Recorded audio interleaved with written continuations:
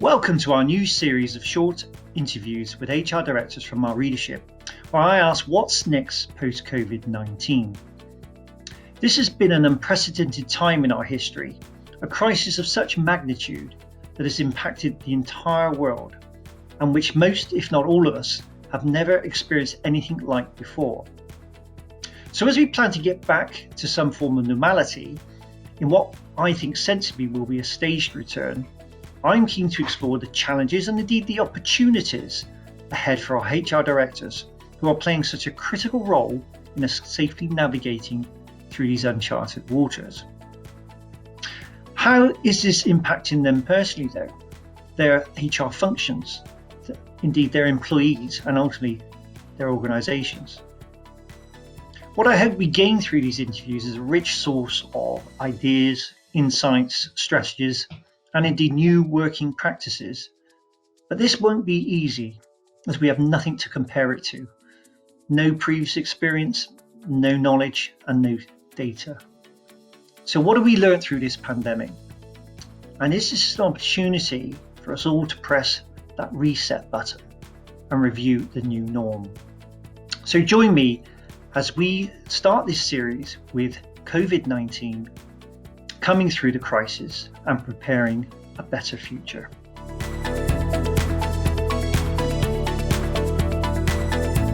Welcome to our first in a series of short video interviews with HR director readers, where we ask what's next post-COVID-19. This is all about coming through the crisis and preparing for a better future. So today I've got with me Harvey Francis, who is the Executive Vice President at Skanska UK, and also one of our editorial panelists. So good afternoon, Harvey. How are you? Hi, Peter. Yeah, I'm fine, thank you. Coping pretty well with the strange circumstances in which we find ourselves. I can imagine. Harvey, I think best for you, if you could give us a little sort of brief overview of your role with Skanska UK and sort of over responsibilities, and so we can get to know a little bit more about you. Sure. So I'm Harvey Francis. I'm an Executive Vice President at Skanska UK. I have exec responsibility for human resources, communications, and I'm also the chairman of Skanska Pension Fund Trustees Limited. And I sit as part of the Skanska Ethics Committee. And I've been with Skanska 13 years. Okay. And employee numbers with Skanska UK, I forget, Harvey. So in the region of 5,500 for the UK.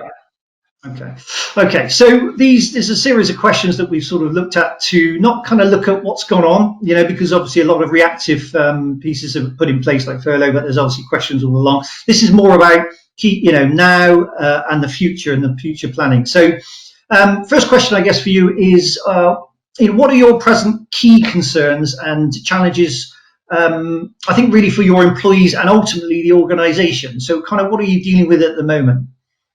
Sure. I mean, the current situation obviously presents lots of challenges, and we're not unique in that regard. It does for all organisations.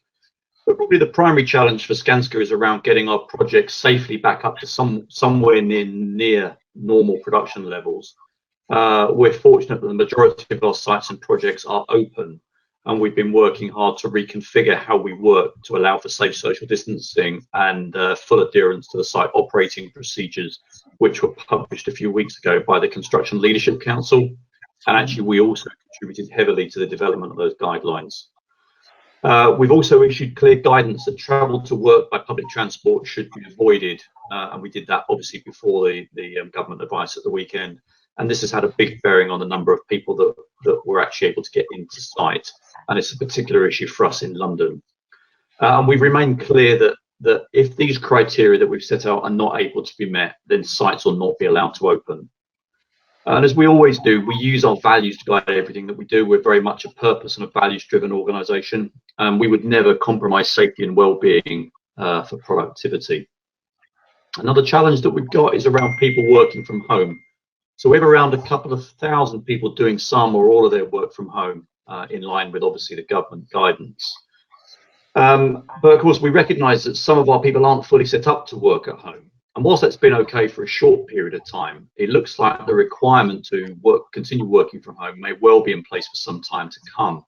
So we need to make sure that people are able to work comfortably and that we're not storing up a whole raft of musculoskeletal problems for the future. Yeah. And then probably the third and final area which worries me most is that of mental health. There are many aspects to what's going on at the moment which are, and I think will continue to impact on people's mental health. And I think there's a big range, including people who have sadly lost family and friends to this awful virus, but also extends to people who are living alone or in difficult relationships, who are just missing the social contact and camaraderie that work provides. And I think it's easy to forget sometimes, and at times like this, it really does bring it home to us, that work plays so much more a part of people's lives than just the work that they do itself. So I think those are probably our key challenges. Yeah, and just that, I think someone said to me the other day that it is over communicating is not a bad thing at the moment, is it? No, I would say it's almost impossible to over communicate at the moment, even where there's not a huge amount to say. The very fact that we are engaging and communicating is a good thing. And we rolled out Microsoft Office 365 a few months back, and we've used it a couple of times now. So our CEO has hosted a Microsoft Teams all-employee briefing where we've had thousands of people on, and we use the question facility and the chat facility to ask questions, and that's gone down really well for him to reach out and speak directly to all of the people that have joined the call. Yeah, that's a great use of this technology. Okay, question 2 then, really. So I guess this is now, government kind of announcements, and I think as we've already spoken about, slightly can be confusing, but what we're looking now is certainly a staged return, which is sensible. And I guess what measures are you starting to look at implementing to keep everyone safe, and just how does that look like for Skanska UK? Sure. I mean, the majority of our sites and projects have remained open where it's safe to do so, as I said before, but our offices remain closed. We have a business continuity team, and I sit as part of that, and we meet every morning just to review what's going on, and we're leading the coordination of the requirements for safe working. So all of our work sites have been reconfigured to enable safe social distancing to be at play, and we've been using technology wherever we can to monitor and survey. We've also reconfigured our welfare areas on site and put in place kind of one-way systems that reduce the risk of breaching those social distancing limits. And I mentioned before that one of the issues has been around public transport. So we've also been looking at different ways to solve the transport situation, including looking at car parking and more use of private rather than public transport. With regards to the offices, all of our offices have been asked to produce a plan for reopening.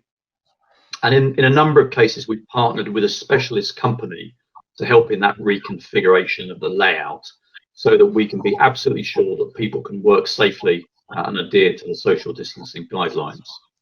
But of course, the implication of that is that by reconfiguring the offices and the sites means that occupancy numbers get significantly impacted.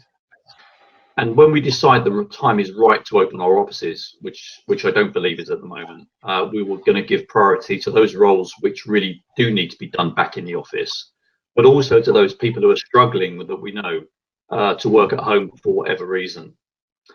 And given that we will need people to continue working at home, we're looking at what additional equipment they might require to enable them to work comfortably. So we've asked everybody over the last couple of weeks who are working at home to complete an online DSC assessment, and we're in the process of evaluating those results to highlight individual needs. And in the course of the next few weeks, we're going to arrange to put equipment out to those people who need it, whether that's additional IT kit like monitors, webcams or keyboards, or compact home workstations and chairs, because we recognise that not everybody has a desk and a sort of proper area in which to work. But lots going on, and very much kind of evolving almost on a day-by-day basis. Yeah. No, I mean, it's good. I can see the planning kind of going in there is quite immense, isn't it? Just to make sure this is right for everyone. Okay, and then in question 3, then, so let's kind of look more learning from what's just gone on with this pandemic, and really looking to the future and exploring, I guess, from this crisis. I guess every company has a journey and have a 1-year plan, a 5-year plan, whatever it might be, and a sort of destination. And I guess what I'm interested in is is this going to change, or do you see small changes or things that might, from the learning of COVID-19? And I guess if so, how will this manifest with you personally as an HR director, your HR function, and also your employees, and ultimately the organisation? Yeah, I mean, before this hit, we were in the middle of our planning for our next strategic planning period. And since I've been at the organisation, we've always planned in 5-year blocks. This time around, we were looking at more a 3-year time horizon for planning. But at the moment, obviously, that's all on hold because we need the whole organisation harnessed around and galvanised around the challenge that we've got in front of us now. And I was kind of reflecting that, the old saying goes, necessity is the mother of invention. And certainly I think we've seen in our organisation a lot of that over recent weeks. So every day the project teams are coming up with new and innovative ways to get work done safely within these new strange confines. And tactically, we've set up a really cool knowledge hub where teams can post what they're doing so that other teams can adopt the ideas that might be relevant for their projects. And the really cool bit is that using technology also picks up and collates what's being posted on the other channels that we have in play, like Yammer and Streams, which are also part of the Office 365 package. And in terms of what you were saying, Peter, about what this does in terms of shaping destination, I think this is so disruptive. It's too early, I think, to say how the situation will shape the business over the longer term. But the conversation, certainly at exec level, and also starting, through the rest of the organisation, is definitely now shifting towards looking at a longer time frame and a longer time horizon. But actually, there is one thing that's clear. So there's a lot of things that aren't clear, but one thing is clear is that we've bust many myths over recent weeks about the type of work which can and can't be done outside of the office. And I think now is the time to look at how we can cement those lessons that we've learned about flexible working into our employment practices. And I've currently got a team looking at how best that can be done. And the exec team is certainly spending a bit of time discussing that too. But I think we've proved beyond a shadow of a doubt that the role of the office as we knew it, as basically a place full of people doing tasks, doesn't really have much relevance in either the current or probably the future context. But we do need to recognise, as I said before, that there remains a need for the office to play a key role in providing social contact. And for some people, that real physical sense of belonging that they might struggle to get without actually somewhere to go either daily or on a regular basis. But thinking about it a bit more, I can quite see that the future role of the office is going to become much more about collaboration and about clients and about things like statement of brand, rather than merely just a place where tasks get done. But that said, of course, there's a lot of work to do in terms of understanding the implications of all of that. So for instance, how do we get line managers to exercise greater trust towards people in their teams working at home? How do we measure productivity, commitment, engagement, all of those kind of things on a daily basis? And how do we maintain that sense of connection, belonging, and positive mental health? That's obviously so much easier when you can see people and you're in a kind of shared workspace. We've been making really good use, as I said, of Microsoft Teams during the lockdown, but we're starting to see now the real risk that people are struggling to switch off as the boundaries between home and work become blurred, and start to experience screen fatigue. I know that I spend probably 80% of my day on Microsoft Teams meetings, and sometimes by the end of the day, I really am glad to close the laptop down and go and do something else. So I think it's certainly not just as easy as saying to people that they can work more flexibly. We'll certainly need to provide a lot of support to get this off the ground and move to a different way of working. But what I am reassured about is that we have a really strong and a really healthy culture in Skanska, and that will be a great enabler to help us figure out what changes we want to make and how we go about making them. And I do really remain convinced that we have a once in a generation, if not a once in a lifetime opportunity to make this seismic shift in how we view our work and how work gets done and actually where it gets done. And I'm really excited about that because I think, when you get these periods of disruption, very often there's an opportunity for significant change that arises from those. Yeah. No, I concur. I think of all of this, when there's so many negativity going around, I think the opportunity is the piece we've got to grab hold of, and I think there is, yeah, definitely a sense of a reset possibility here. But as you rightly say, it's moving and changing so quickly that it's quite early to say where that might go. You mentioned, I don't know if you wanted to elaborate on this, but you mentioned about how payroll, just with AI, with technology, was much more sort of possible remotely than you ever thought as well. Yeah, it's funny. If you'd have asked me, 3 months ago before all this started, what's the one area of HR that needed to be done in the office and couldn't be done remotely, I would have said to you it was payroll. And it's interesting because payroll is very transactional; it's not strategic at all. However, get it wrong, and it becomes a complete employee relations and engagement disaster.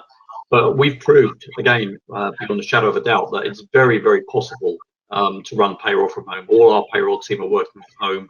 We have somebody going in just to mail out the print and mail out the handful of, or not handful, a bit more than a handful, the pay slips that we still send out, in print format. Most people now receive their pay slips just online. You go into the self-service portal and it's there. But we do have a few that still require paper copies, and it's running just fine.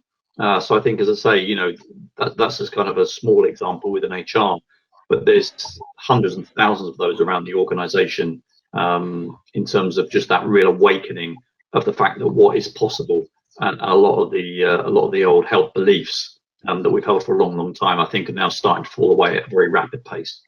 Yeah, no, I agree. I think it's one of those things when we're forced into action, the speed of change can be quite dramatic. So there's never been a better time. I personally think in terms of what we do, but from being an HR director, because it's also such a critical role at the moment. I was looking the other day, the amount of employees that we kind of are responsible for in terms of our readership, millions and millions. And you think that's a huge proportion of the UK, let alone global kind of footprint in terms of people, and HR have got to make that all work, haven't they? In terms of those working employees, it's a fascinating time. It is, and I very much view my role as trying to hit that sweet spot between what's best for the organisation and what's best for the people who work for it. Because I think if we can do that, and that's always what guides me and drives me on, if we can find that sweet spot, so you end up with the organisation and the people mutually benefiting, then that really is what we're here to do. Finally, Harvey, just give us a brief personal view on what it's like to be a senior HR leader in these incredibly challenging times. Yeah, I think, Peter, if ever there was a time for HR to be centre stage, it's now. If I think about back to the financial crisis, sort of 2007, 2008, finance were kind of centre stage in terms of doing all the financial modelling and what have you, and in many organisations, not so much in Skanska, because I think of the positioning that HR has. A lot of organisations, HR were there just to do the downsizing and the headcount planning. But now, in this latest uncharted territory that we find ourselves in, of course, finance is still important in terms of doing the modelling, but HR, I think, really comes into its own, and it's very much, I think, down to HR to lead the charge in terms of what's possible going forward around flexible working, around what the role of the office looks like, and making sure that those conversations are really getting on the boardroom and the executive team tables, because we're never going to have an opportunity like this again. And if we lose it and it slips through our fingers, once we get everybody back to work and everybody gets back in the swing of doing things, hopefully, maybe as they've always done, we'll have lost the momentum. So now is absolutely the time to act. Yeah, no, and I think you're right. I think there's never been a better time. I personally think in terms of what we do, but from being an HR director, because it's also such a critical role at the moment. I was looking the other day, the amount of employees that we kind of are responsible for in terms of our readership, millions and millions. And you think that's a huge proportion of the UK, let alone global kind of footprint in terms of people, and HR have got to make that all work, haven't they? In terms of those working employees, it's a fascinating time. It is, and I very much view my role as trying to hit that sweet spot between what's best for the organisation and what's best for the people who work for it. because I think if we can do that, and that's always what guides me and drives me on, if we can find that sweet spot, so you end up with the organisation and the people, you know, mutually benefiting, then that really is what we're here to do. Yeah, yeah. No, that's brilliant, Harvey. We've got plenty there to sort of take forward and some ideas there for other people. And I'd be interested to see what other HRDs are kind of finding and putting in place to see how we're tackling this quite immense seismic challenge, aren't we? In terms of, and as you say, unprecedented. We've never been through it, any of us before. Cool. So, thank you very much for your time, and I look to, perhaps we'll catch up later, you know, in a few months' time and see how it's all manifested. Cool. Thanks, Peter.